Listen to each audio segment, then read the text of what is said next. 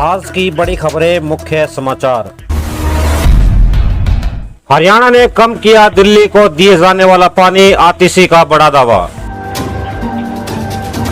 दिल्ली में पानी का संकट गहराता जा रहा है। इस बीच दिल्ली की जल मंत्री आतिशी ने हरियाणा सरकार पर आरोप लगाया है कि हथनीकुंड बैराज में पर्याप्त पानी होते हुए भी दिल्ली को उसका हिस्सा नहीं दिया जा रहा है।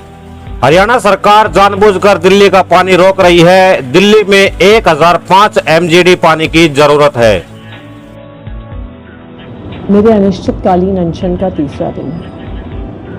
मैं इस अनशन पे इसलिए बैठी हूँ क्योंकि दिल्ली में पानी का बहुत संकट है। दिल्ली में पानी की बहुत कमी है। दिल्ली में अपना पानी नहीं है। दिल्ली का सारा पानी पड़ोसी राज्यों से आता है। दिल्ली में कुल पानी 1005 MGD है, जिसमें से 613 MGD यानी 613 मिलियन गैलन प्रतिदिन हरियाणा से आता है। लेकिन पिछले 3 हफ्ते से हरियाणा ने अपना पानी कम कर दिया है। वो दिल्ली को पानी दे नहीं रहे।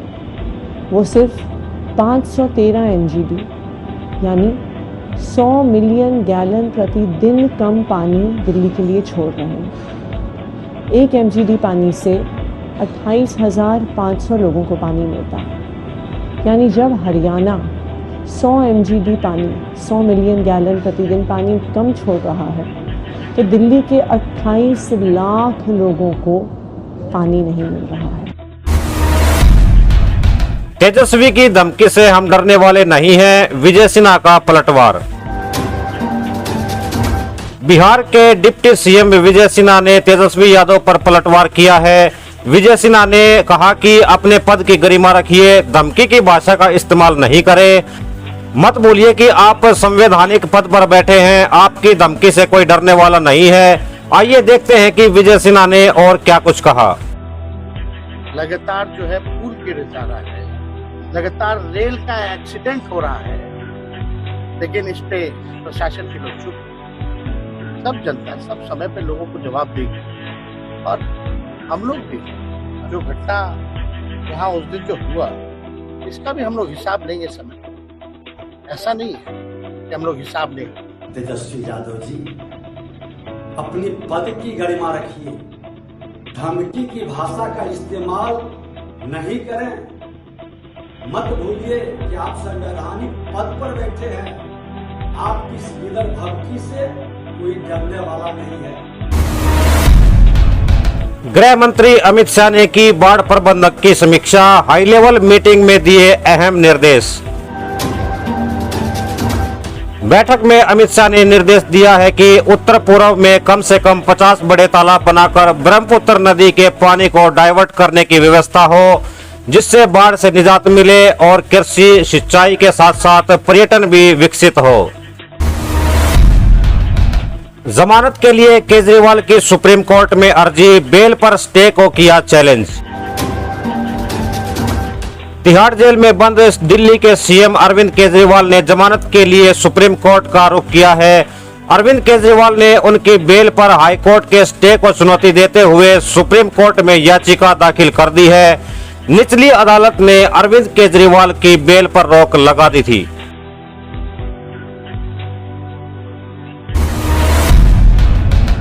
पानी के लिए आतिशी का सत्याग्रह, कोरी राजनीति। बीजेपी के बाद अब कांग्रेस ने भी आम आदमी पार्टी को घेरा। देवेंद्र यादव ने कहा कि दिल्ली की 2 करोड़ जनता जल संकट झेल रही है और जल मंत्री यह आंकड़ा सिर्फ 28 लाख बता रही है। जब पूरी दिल्ली जल संकट से जूझ रही है तो सिर्फ 28 लाख लोग पानी की समस्या से कैसे प्रभावित हो सकते हैं। उन्होंने कहा कि एयर कंडीशन जल सत्याग्रह में बैठकर जल मंत्री आतिशी दिल्ली के लोगों की जलापूर्ति करने की बजाय स्वयं पानी पी रही है।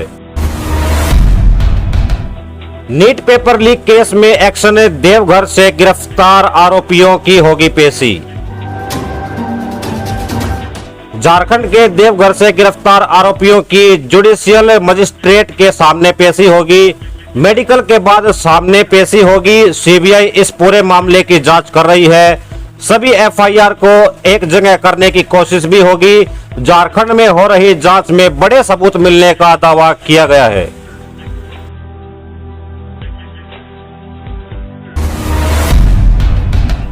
बीएसपी की बैठक में बुआ का दुलार, मायावती ने आकाश के सिर पर रखा हाथ। बीएसपी प्रमुख मायावती ने अपने भतीजे आकाश आनंद को एक बार फिर नेशनल कोऑर्डिनेटर बना दिया है और उत्तर प्रदेश की जिम्मेदारी भी सौंपी है। लखनऊ में लोकसभा चुनाव नतीजों की समीक्षा के लिए बुलाई गई बैठक में आकाश आनंद भी शामिल हुए। इसमें मायावती आकाश आनंद के सिर पर हाथ रखती नजर आई।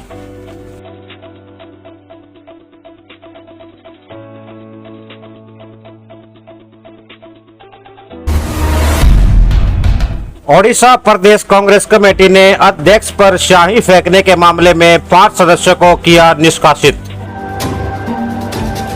घटना कांग्रेस भवन में पार्टी अध्यक्ष के कक्ष के अंदर हुई, जहां कुछ कार्यकर्ताओं और पदाधिकारियों ने हमला किया। संतोष सिंह सजूला की अध्यक्षता वाली अनुशासन समिति ने घटना के टीवी फुटेज की समीक्षा की और पार्टी विरोधी और अनुशासनहीन कार्यों के कारण 5 कांग्रेसियों को 6 साल के लिए निष्कासित करने का फैसला किया है। नीट को लेकर जेपी नड्डा के घर अहम बैठक, शिक्षा मंत्री के साथ हुई चर्चा। बीजेपी चीफ जेपी नड्डा के आवास पर नीट पेपर लीक को लेकर बड़ी बैठक चल रही है। इस बैठक में शिक्षा मंत्री धर्मेंद्र प्रधान भी शामिल है। यह बैठक 18वीं लोकसभा के पहले सत्र से पहले हो रही है, जिसमें नीट पेपर लीक के मामले पर आगे की रणनीति पर चर्चा हो रही है। नए संकल्पों के साथ काम करेगी 18वीं लोकसभा, सत्र शुरू होने से पहले बोले पीएम मोदी। पीएम नरेंद्र मोदी ने लोकसभा सत्र शुरू होने से पहले देश को संबोधित किया।